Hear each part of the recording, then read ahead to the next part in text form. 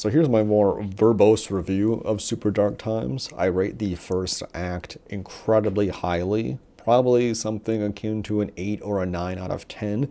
The things that it does well in the first act is how it frames the characters in the backdrop of the setting. And I don't just mean, hey, here's a heckin' reference and here's a heckin' reference, but literally how the camera frames the characters in their environment. Their environment is massive and they are usually small against it, even though they are in a small town. They are just small characters. They are just, elements of this community. It's well framing. It's very interesting because we have these, framing the character small against big things either in the background or framing the things in the background in a way that makes them seem like they are surrounding the character and choosing a particular lens that bends at the edges, so it creates the effect that it feels like it is consuming the characters. An additional thing well done in the cinematography is that there are multiple long shots where the camera will move, and this is something that you know when you're seeing one of these, I'm just like sitting there and I'm getting hard thinking about how well the characters are matching where they need to do their lines and perform so it matches where the camera is. And this happens most frequently at the beginning of the film.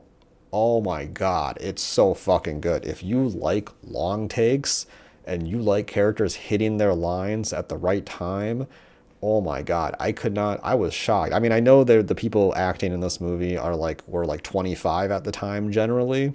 They're like basically a decade older than the characters in the film, but they still, I need to give them credit. They are doing a phenomenal job. The script as it is in the movie does a pretty good job for writing teenagers. I did feel that there was one character that swore a little too much for my liking. It like kind of that, oh, they're a teenager, so they swear all the time. But they're really only that one character who swears a lot, and I think, a lot of people can understand. Oh yeah, there's always that idiot who like over swears because they're overcompensating for like a million different things or whatever, and that's really true because that's kind of what that character's whole kind of problem is, and he's a more of a he has less things going on in his life, let's just say. So I would rate the first act very highly. The second act meanders a little bit, has a lot of tension, a lot of mystery, a lot of kind of confusion and paranoia, and it's harder to kind of pin down what it's doing. Whereas the first act, it feels really solid and coherent.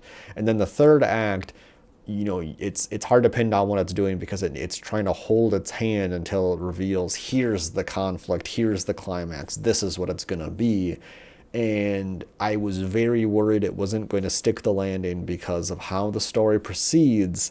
And fortunately, I would say it sort of sticks the landing. It didn't disappoint me, but it didn't do anything more so with it. I was a little disappointed. So that's the non-spoiler review. So let's get into spoilers. Okay, so the film starts off and we have our main character, Zach, and our main character's best friend, Josh. Josh kind of looks like Steve Harrington from Stranger Things. He's got the big old ploofy hair. He kind of talks in a aloof manner, and he's modestly good looking, especially compared to the main character. And that's a dynamic at play that's psychologically woven in the story, I feel, that people don't give that much credit. So the reason I say that is because both of the characters establish early on that they have a shared mutual crush on a girl named Allison. And that is where a lot of the psychological turmoil for the main character comes in. So the main characters, Zach and Josh, are hanging out, and then they meet up with Zach's friend Daryl, who Josh doesn't like, and then Daryl's friend Charlie, who is like a middle schooler. I don't know, kind of strange. But anyway, they're hanging out and they're doing things, and you're seeing like lay epic references to the 90s, and then eventually, they're hanging out in Josh's brother's room, who is a Marine. He's off in training, and Daryl finds a tin-foiled bag of weed, but when the camera cuts back, now it is just a bag of weed and the tinfoil is gone. That or I am crazy, and I saw the bag differently in the first time it was shown. But for the rest of the movie, it's in a little baggie. Anyway, Daryl wants to smoke the weed. Josh wants to respect his brother's things. Daryl isn't really that great of a friend. It's unfortunate too because the actor kind of looks like a pile of garbage. He is a larger individual and just kind of has a physical demeanor and presence of being a fat asshole idiot, and that's what his character is. You're probably seeing where this is going. So Josh is like, well, fuck the weed. I got something cooler. Here's a samurai sword. So they go and hit milk jugs in the woods. And then it turns out that Daryl stole the weed from Josh's brothers and he was rolling it and smoking it. And then Josh gets mad. They have a fight. They break up. And you think, oh man, what's going to happen with the samurai sword? Boy, the Chekhov's gun. You introduced it in last season. Somebody better be getting stabbed. Oh, somebody does get stabbed. It's Daryl. Daryl gets stabbed. I didn't think Daryl got stabbed. I definitely knew something happened in the movie. I didn't think Daryl was the one who was going to die. And for a few reasons. One, Daryl is unlikable. He has no redeeming qualities. He is annoying. He is rude. He is cruel. He doesn't have anything going for him in a positive sense. And he's just ugly to look at. And he's wrong in the disagreement that leads to his death. And he's the one that instigates the conflict physically with the other person that leads to his death. So basically, Josh, in a manner of sort of self-defense, accidentally kills Daryl, and then the kids are like, oh, fuck, and they're freaking out. And I want to say the performances here were quite well. I thought that was great. I thought how they reacted was totally, made sense for, being like heckin' 90s kids and like, oh shit, we just killed somebody. Like, let's go to fucking drag him into the woods and then they bury him under leaves, which I thought was the funniest fucking thing. That was hilarious to me. So that's in the first like 35 minutes of the film, and it is framed and you spend a lot of time with the characters and it's framed really well. There's a lot of long takes when they're hanging out in the forest when that kill scene happens. It's an incredibly long take. I believe I forget if there was a cut in between it, but the camera like weaves up to the characters and then weaves back down and then just so like I really appreciated the characters just like hitting their marks, hitting their lines really well. It feels really good.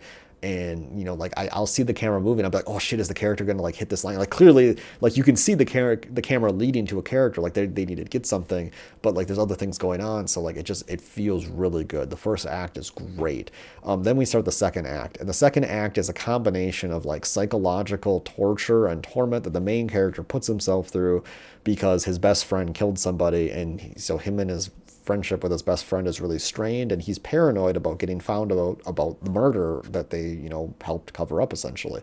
So the main character has a lot of dreams and daydreams, and they're negative and positive. So he has negative dreams where like Daryl is sitting on him, and they're really weird and creepy, and they're pretty creative for the most part. I thought they were pretty good. They're not like jump scare scream you. There is one loud sound scare in the film that didn't really offend me, but otherwise all the tension and horror I thought was quite well done. It's not a horror movie by any means though, so don't feel afraid to watch it. If my wife can handle it, then anyone can handle it.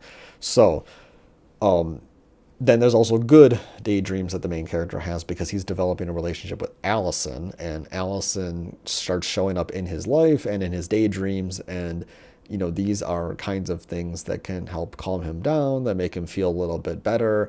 But there's one very peculiar psychological dream kind of thing that he has where he goes out into the woods, he looks for Daryl's body, and instead he finds Allison's body, and then they start like making out naked in the woods, and then the sword is above the two characters. And I think this is the scene that I haven't seen anyone actually explain online in a convincing or clear manner. So, as I described, Zach, main character, Allison are basically getting it on in the woods. The sword that killed Daryl is above their heads in this tree area, and then main character Zach turns around as he's doing this and sees that Josh is just standing there looking at him. And so I think this scene has a lot of heavy lifting for the main character's feelings, and I haven't seen anyone explain it. So what I think is going on is, one, you have a sort of Damocles reference that the main character feels that at any moment what he has with Allison can be taken away because of what happened with Josh and the sword. That's like the surface level interpretation of what's going on. That's like the bare bones of it. But then you also have this tension between Josh feels uncomfortable in pursuing Allison because he knows that Josh can take that away at any moment. So there's a threat and paranoia in their friendship dynamic now, because he knows that Josh also likes Allison and likes Allison as much as he does. So there's this tension of him feeling guilty and bad about pursuing Allison to the detriment of, like, maybe he should be supporting his friend, but then also his friend potentially being a threat to his relationship dynamic with Allison because he can take that away because he knows that his friend is jealous.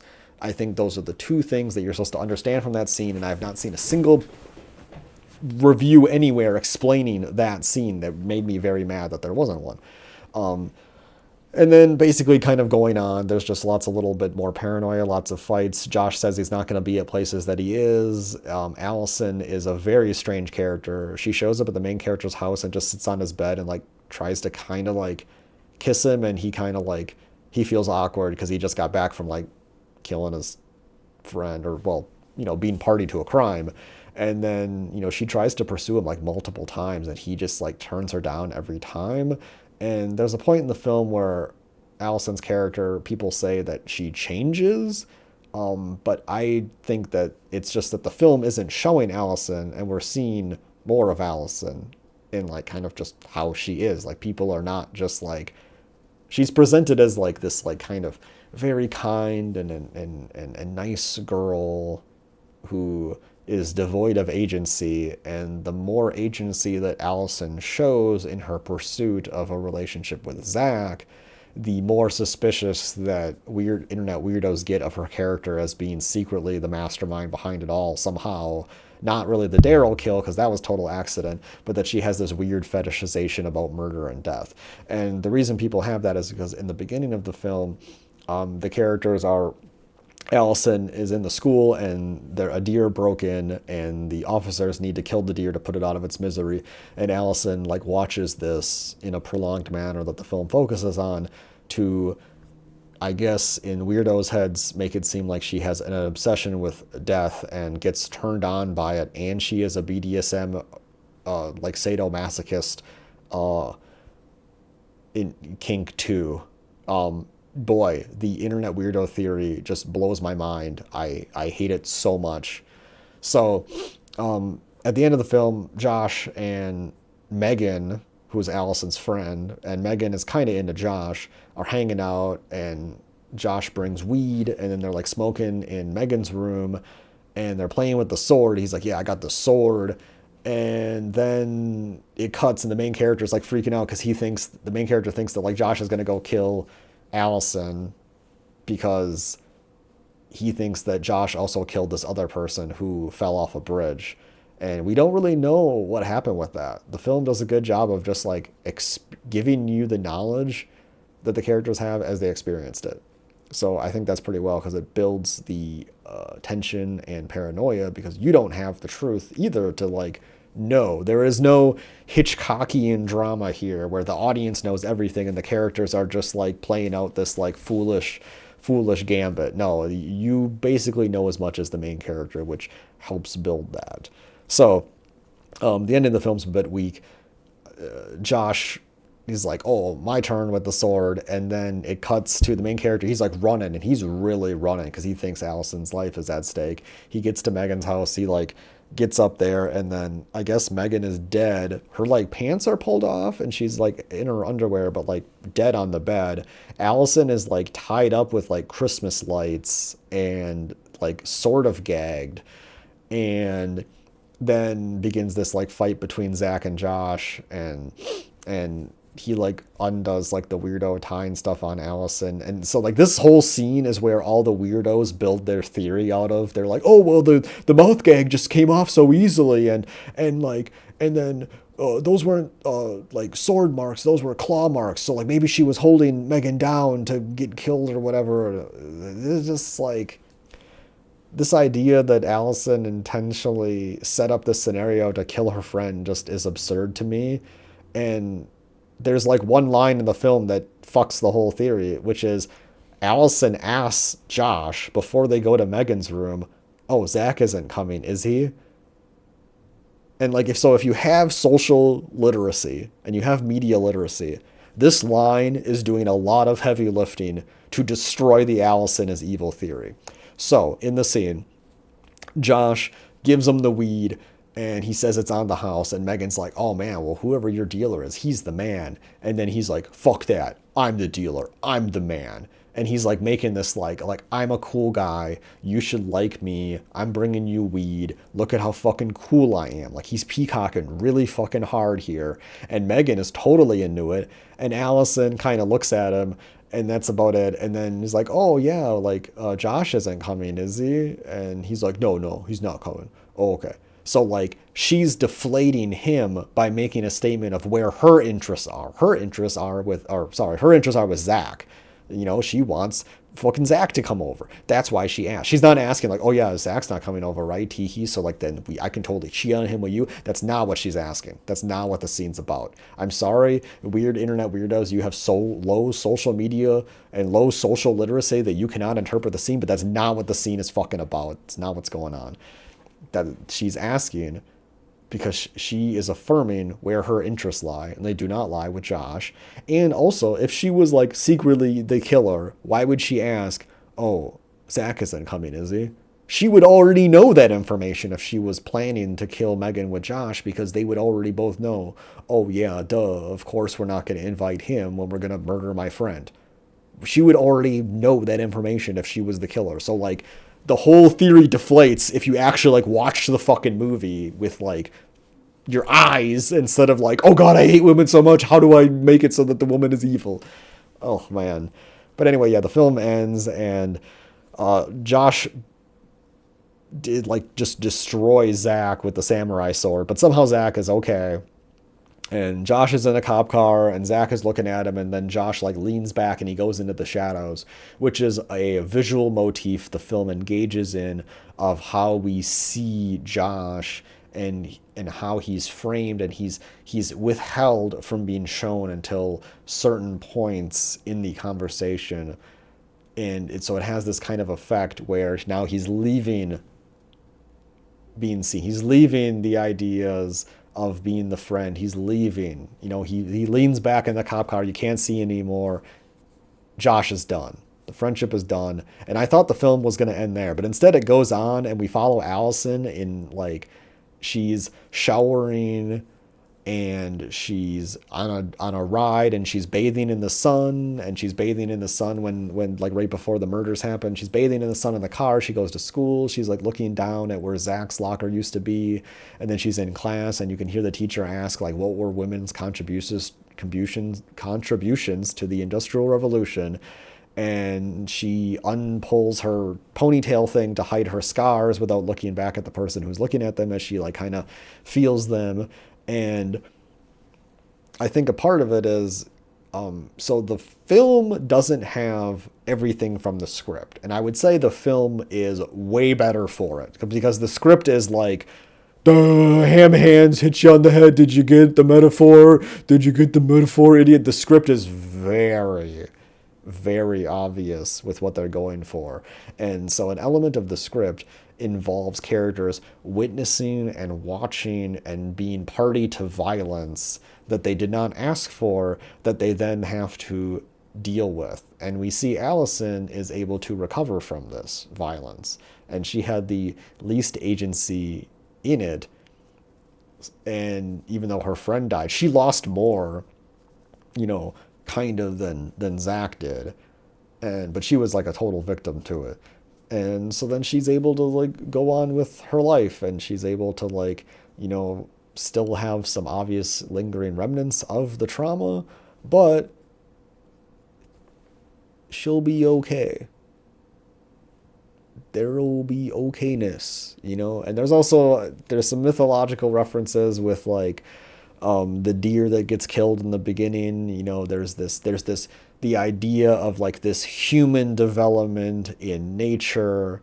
A lot of the shots of the city combine the city and then nature, and the kids are playing in nature when the bad thing happens to Daryl, so they kill the deer. It's like that the killing of a sacred deer movie that also references this Greek thing about Agamemnon or somebody back in Greekican times. He killed a deer or a fucking stag or something, and then the fucking god is like, well, now you need to kill your firstborn daughter to make amends, but then the daughter turns into a deer. So at the beginning of the film, a deer is killed, and that lets us know that a penitence needs to be paid in this movie, in the community, because of, you know, humans intruding on nature and then creating a civilization that, you know, nature cannot be involved in, and leading to nature's death, even though really it's the humans for, like, you know, building these flimsy windows or whatever. I don't know, you know. That's a more of a crazy take than I would entertain than the fucking Allison is the real killer theory, because there's just so many things that deflate the theory that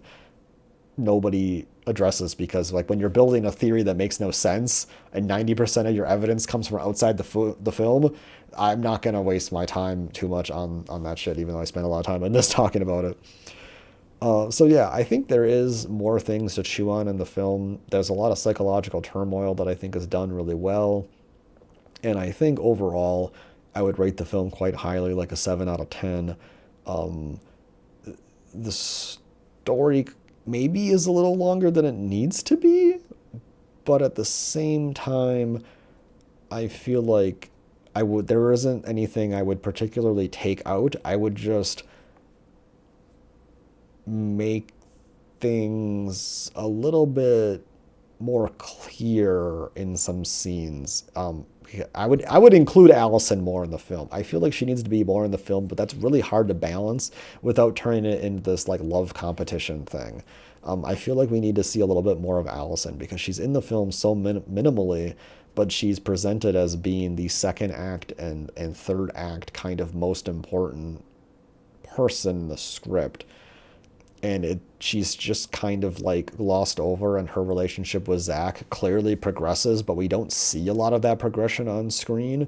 So it creates this scenario where Allison, it kind of comes off as like this weird, incredibly confident and like pursuing her relationship kind of person that causes the audience of incels that watch the film to be like, well, no girl would ever pursue a guy, let alone a guy who's a 5 out of 10 beta male like that, so clearly she must be evil.